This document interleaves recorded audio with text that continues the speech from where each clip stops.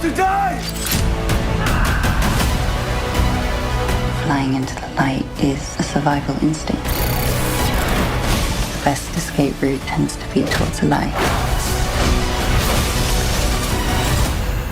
Oh Lord, please don't let me be misunderstood. Slingshot is the newest space film to hit theaters, and I'll be completely honest with you guys, if you set your film in space, I will be there on week one. It's just something I have to do. I love watching space on the big screen. The first movie I ever had a chance to see in theaters was Lost in Space. My oldest brother, Aaron, he took me to that movie. I was 9 years old. Couldn't believe just getting to watch space on the big screen. It was so cool, or so I thought.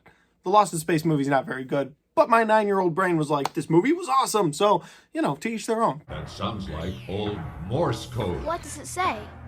Danger, Will Robinson. Danger. But with all that said, Slingshot is directed by Mikkel Hafstrom, and it stars Casey Affleck as John. And John is an astronaut that is currently on a shuttle headed for a new planet called Titan. But he's not alone on the ship because Lawrence Fishburne as the captain of the ship is there, and Tomer Capone, who I knew as Frenchie from The Boys, it was cool to see him getting work, is on the ship as well as Nash. So you have John, you have Nash, and you have the captain. And they're all on this shuttle bound for a brand new planet called Titan because this movie is set in the future and Earth is running out of resources. And we found a planet just past Jupiter, about 1 billion miles away, that has the ability to have the resources that we need. So they are sending this crew there to research it, get some of those resources, bring them back to Earth, and see if we can make a difference in the galaxy.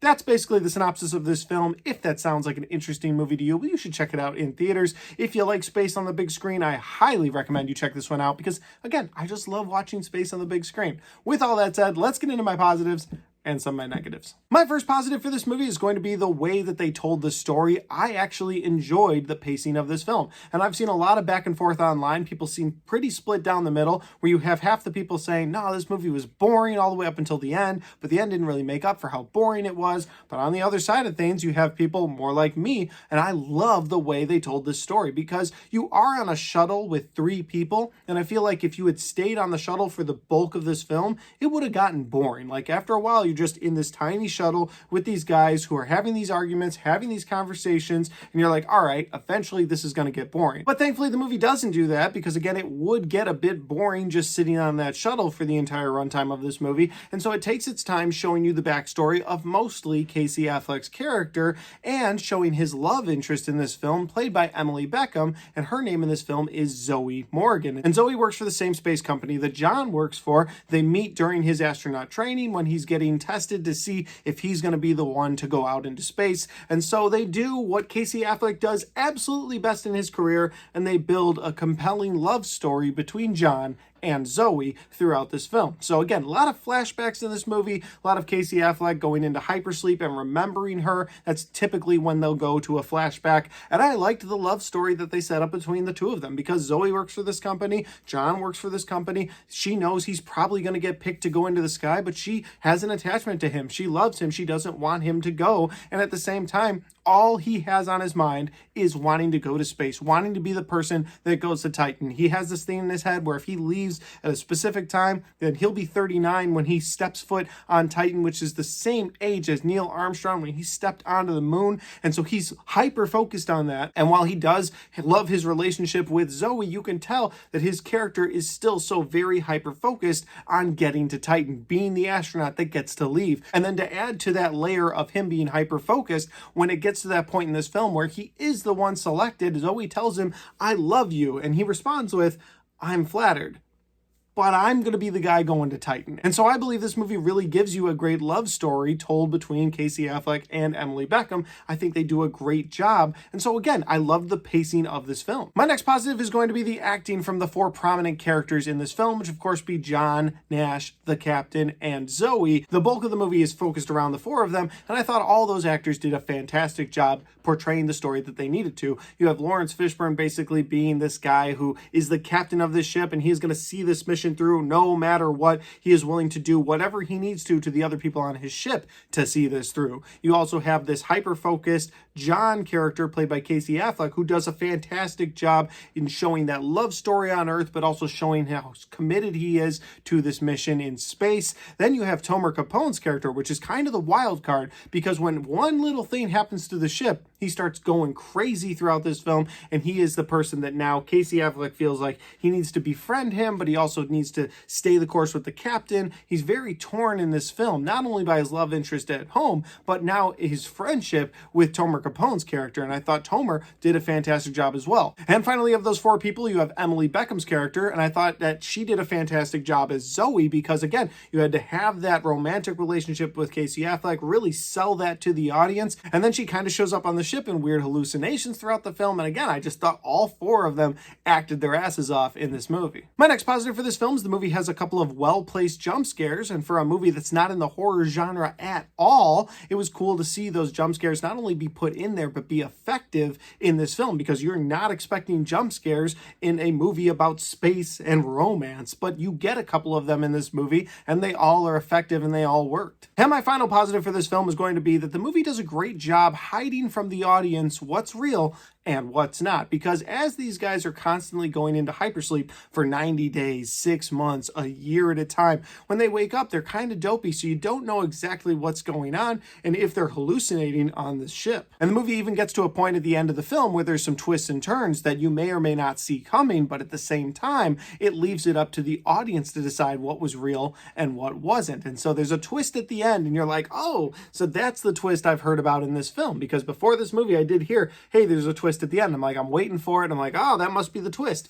And then it takes a right turn, and you're like, oh my God, that's another twist, and I really like that too. So I think there's a good bit of twist and turn at the end of this movie, and enough to give you something to have a conversation with, which honestly has been lacking in 2024. There's only a handful of movies that I feel like you can really have a full conversation with people about after seeing them, other than, well, this movie sucked, here's why, or this movie was great, here's why. But this movie, while I do think it is great, I think that it opens up a conversation to have with what was real, what wasn't throughout this film, what was real at the end, what wasn't real at the end, and I can't stop thinking about this movie. I saw it 24 hours ago, and this movie has really stuck with me. I'm curious where it's going to stick with me at the end of the year and where this movie is going to place, because right now, it's one of my favorite movies that I saw in August of 24. But getting into my negatives of this film, while I did enjoy the romantic relationship between John and Zoe throughout this film, while I did enjoy the twists and turns throughout this film, ultimately, the plot of this movie, the thing that's driving this movie forward, is something we've seen a lot. It's basically Earth in the future is running out of resources. What are we going to do?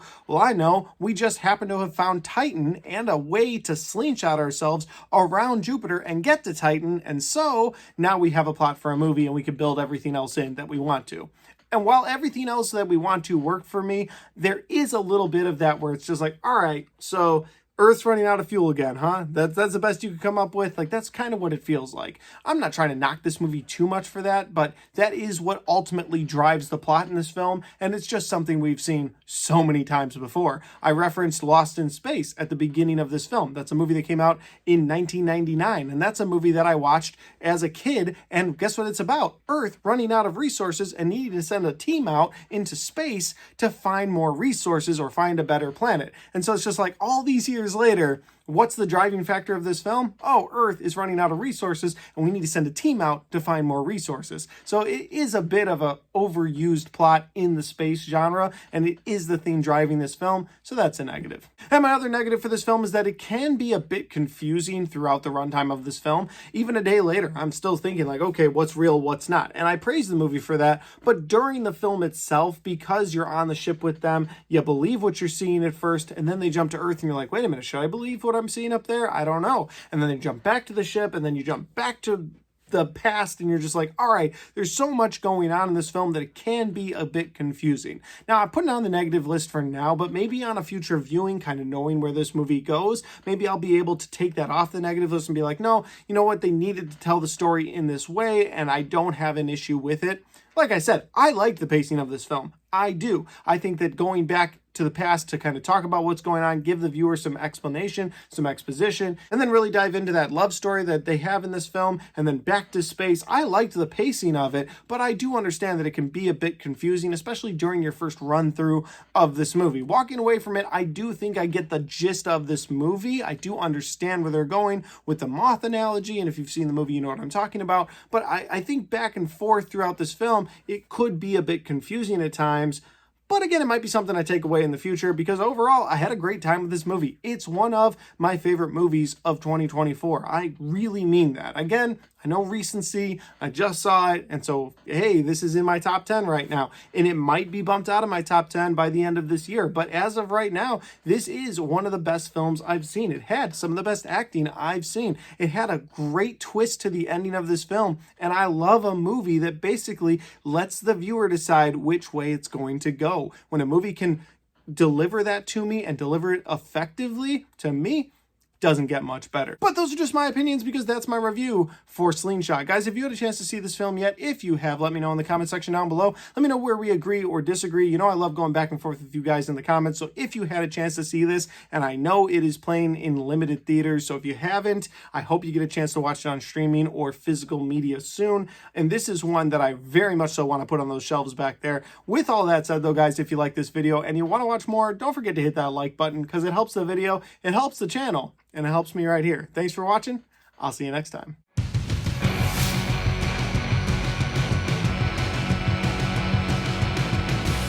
Alright guys, we get to the end of my Slingshot review, and again, I love a good movie in space, and this was a good movie in space.